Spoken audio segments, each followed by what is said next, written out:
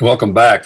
Holiday season, my favorite time of the year, as it is for millions of people, particularly if you have young kids that can enjoy so much the holidays and so much of the Christmas season. I'm doing so, and I hope you are too. Just a few thoughts about Christmas. I get a number of emails after I do the show every week. And I asked my listeners here last week, just before the holiday area started off, what's some of the favorite things you've heard said about Christmas? I'll give you just a couple of them here. I got one from a listener up in Ohio that says there's been only one Christmas, the rest are anniversaries. Isn't that so true? I never really thought of it in that vein. One Christmas, the rest were celebrating, obviously, the birth of Christ.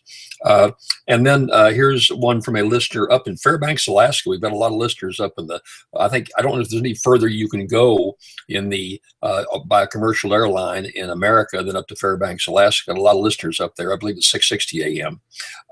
And one of the listeners up there, Jacob, says, never worry about the size of your Christmas tree. In the eyes of children, they're all 30 feet tall. Wonderful little comment. Here's one from a listener out in California, out in Banning, California. That's south, a little south and east from the Los Angeles area. And a listener out there writes, Mary says, I wish we could put up some Christmas I wish we could put up some of the Christmas spirit in jars and open up a jar every month. Mary, I certainly agree with you about that. And then final one from Atlantic City, or listened up to Atlantic City. The best of all gifts around any Christmas tree, the presence of a happy family, all wrapped in each other.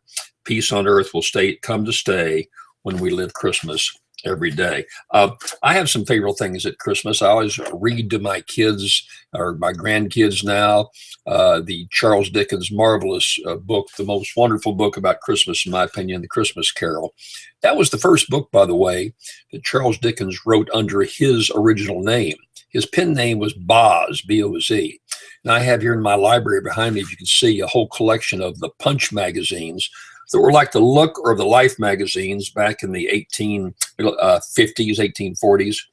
Dickens wrote under that pen name. Then he wrote his first book under his name, The Christmas Carol. What a marvelous book that resonates year after year to me.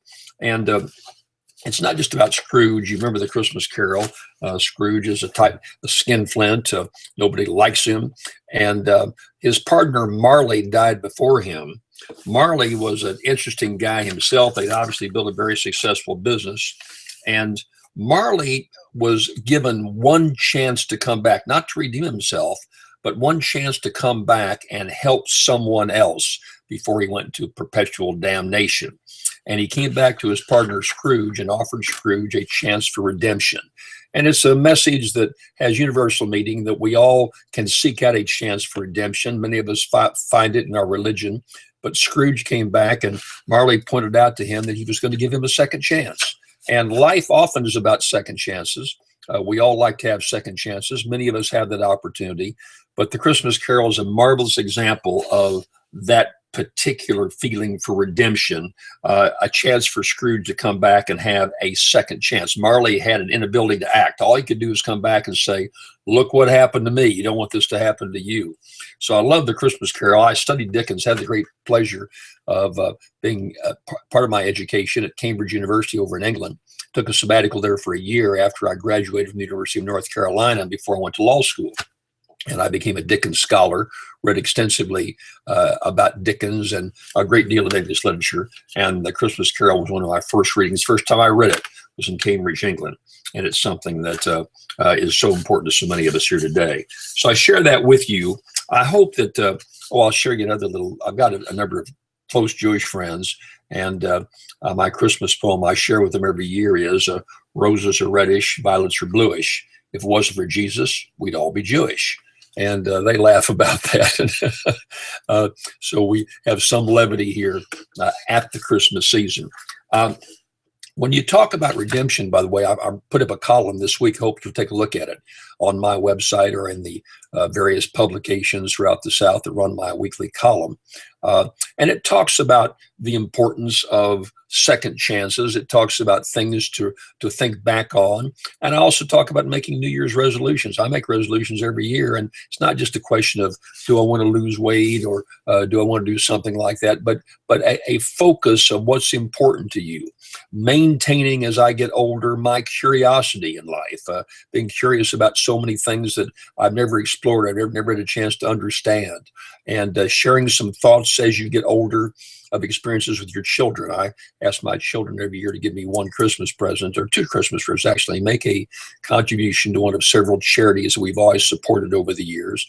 And secondly, would be to reread and reread the Elie Wiesel marvelous book about Night, about the concentration camps, the Holocaust. Very short book, only 100 pages. If you've not read Night, it's a must read on everyone's reading list. And so I share that a good bit at Christmas. Look, I hope you have a wonderful holiday season. Enjoy your New Year's. Get off to a good start for the New Year's. And we'll look forward to talking to you a lot more on the Common Sense Show here in the days, weeks, and months to come. Merry Christmas, Happy New Year, Happy Holiday. Take care.